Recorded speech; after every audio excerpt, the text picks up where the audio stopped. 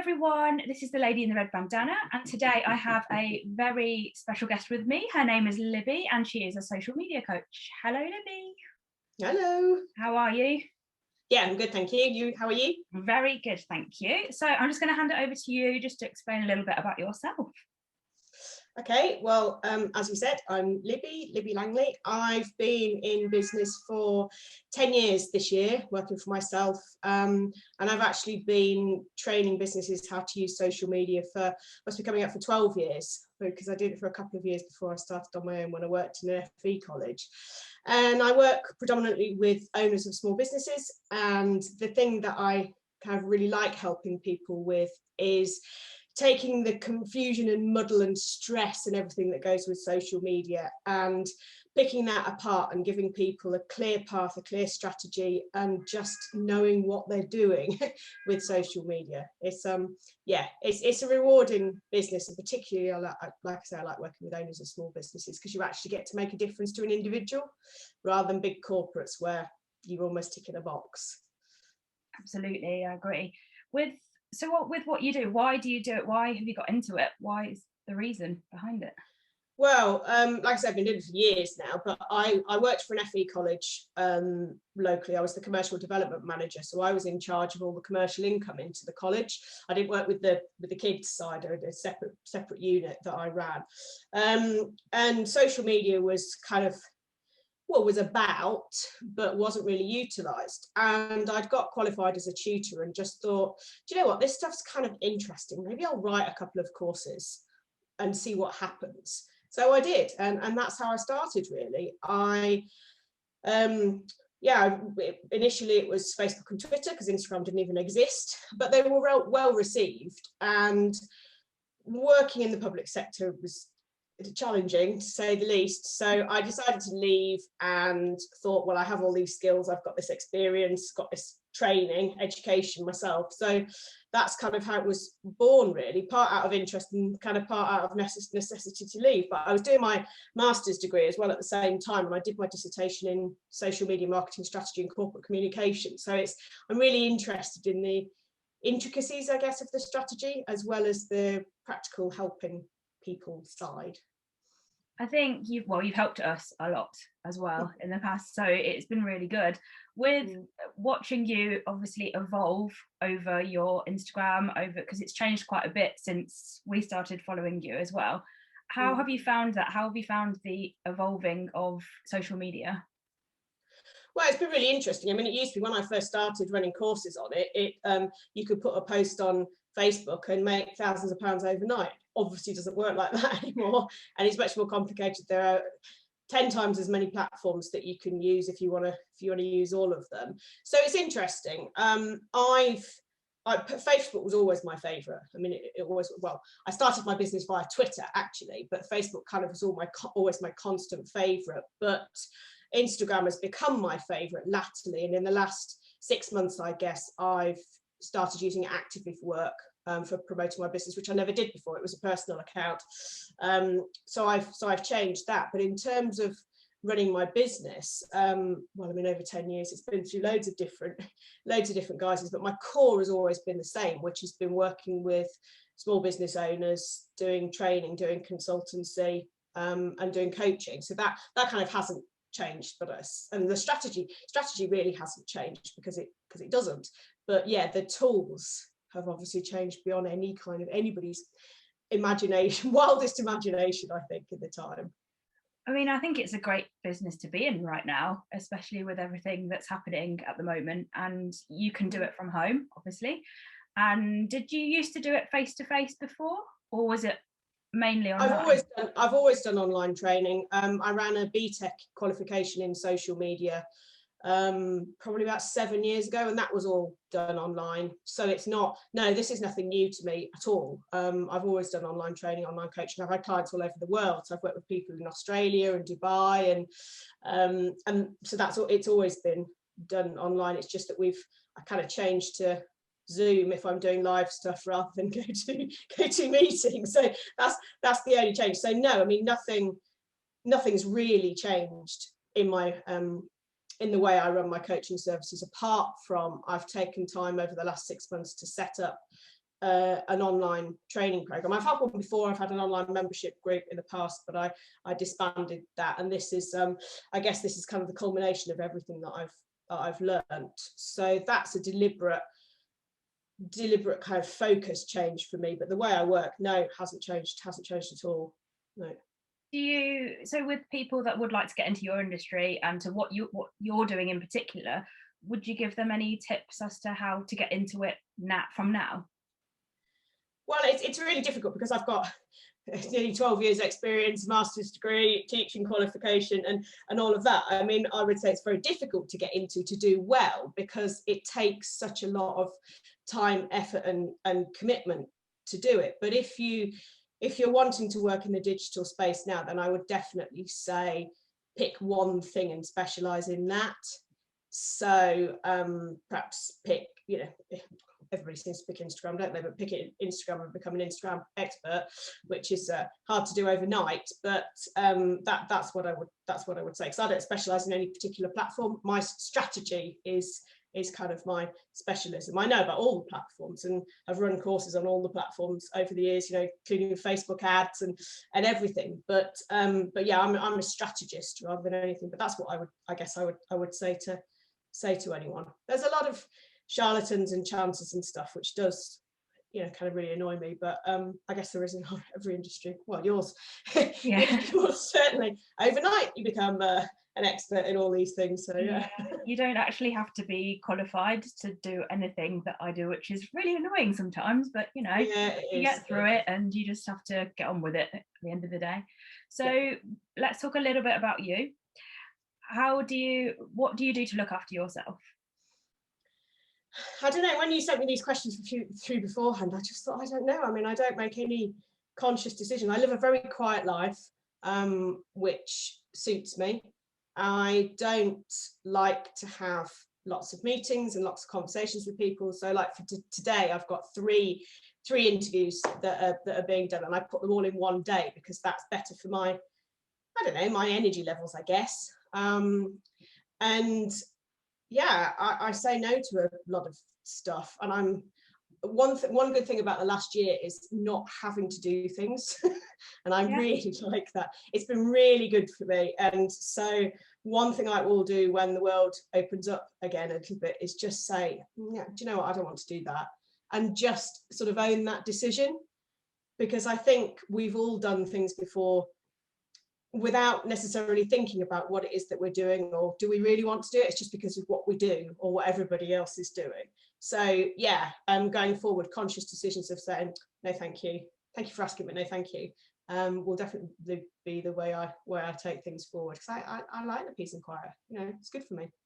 I think it's good for a lot of people as well, and that's really good advice, that it's okay to say no sometimes. Yeah, it absolutely is. If you really don't want to do it, then don't. And I do feel that before all of this was happening, it was very much like, okay, yes, I'll do it. Okay, yes, I'll do it. And it drains your energy, and you become less of you, basically. So that's really good. I'm really glad that you said that. And you're probably one of the only people so far to have said that as well. So that's really cool.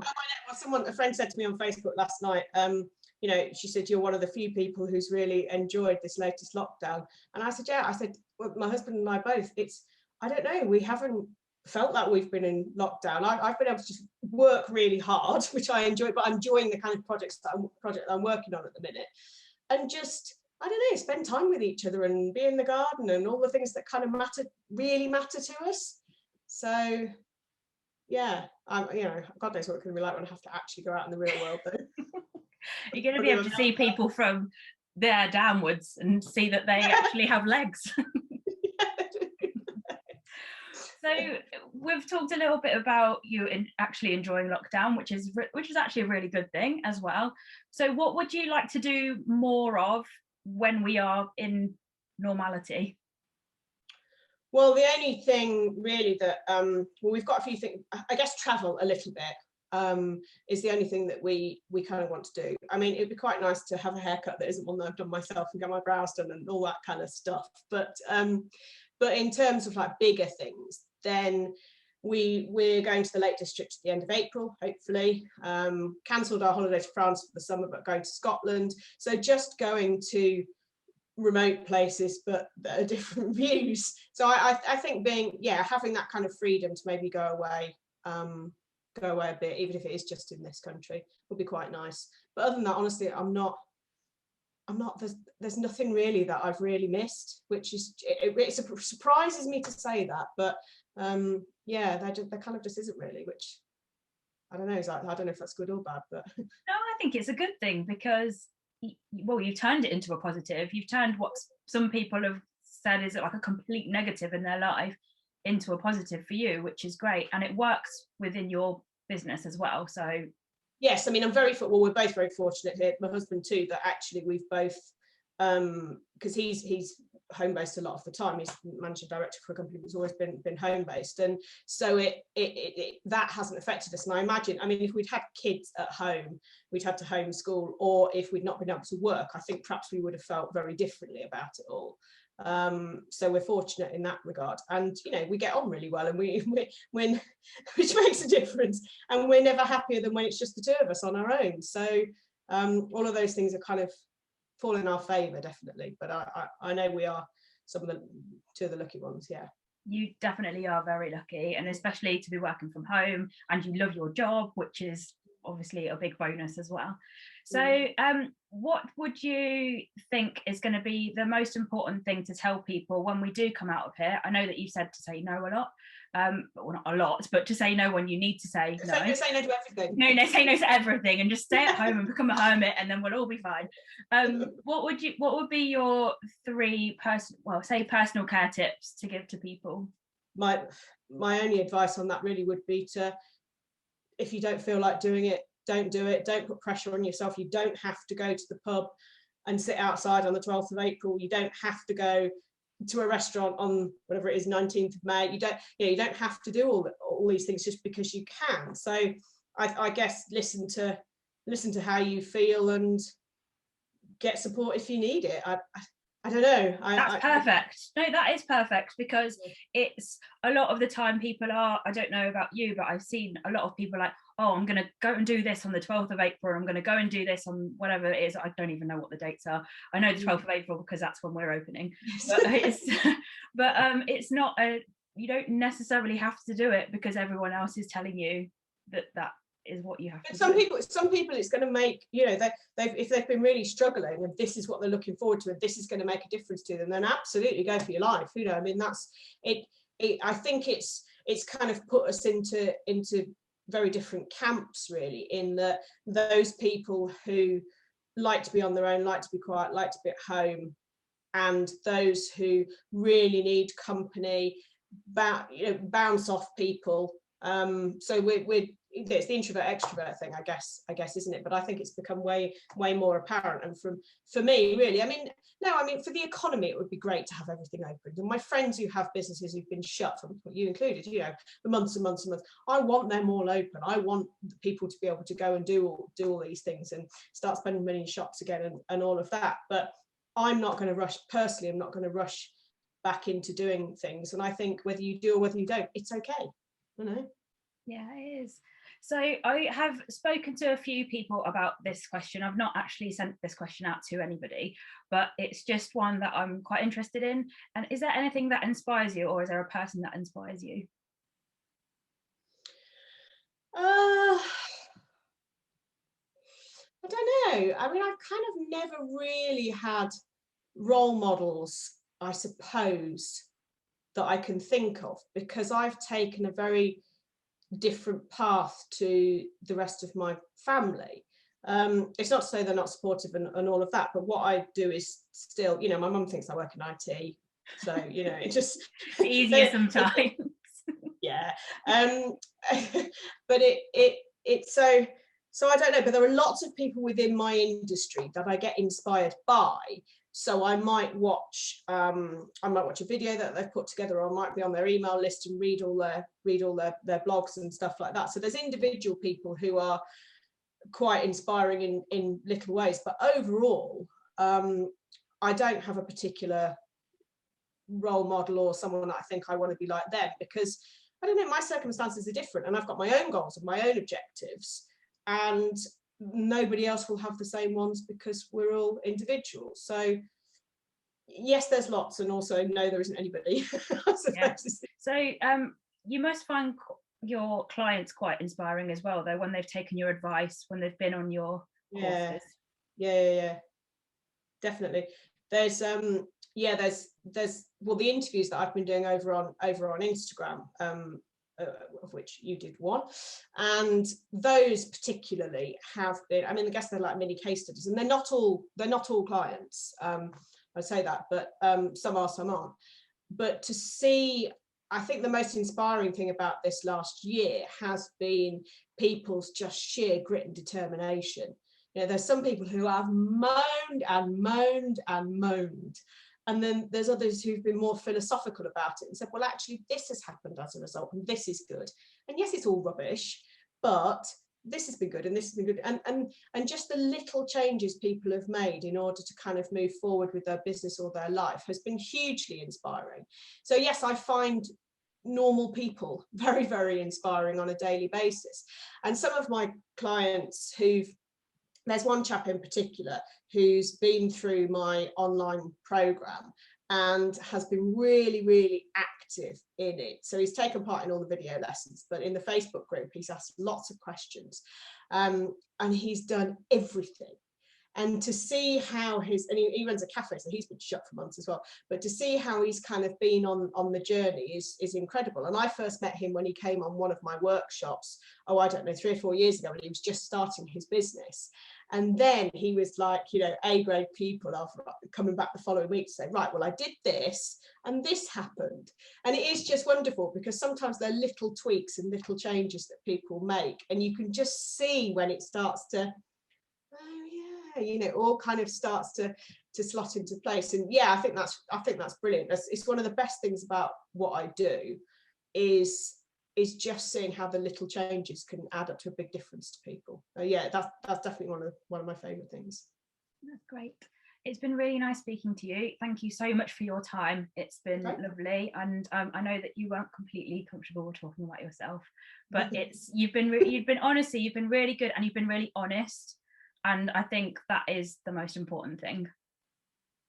Oh, thank you for asking me along. You're very welcome.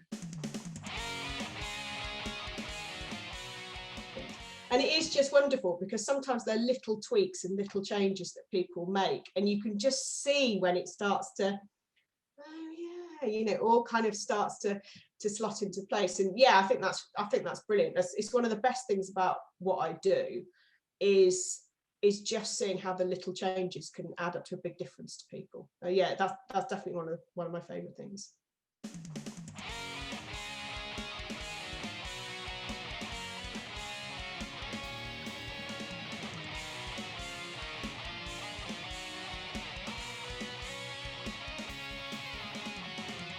We have been the lady in the red bandana, and we want you to be empowered to believe in yourself.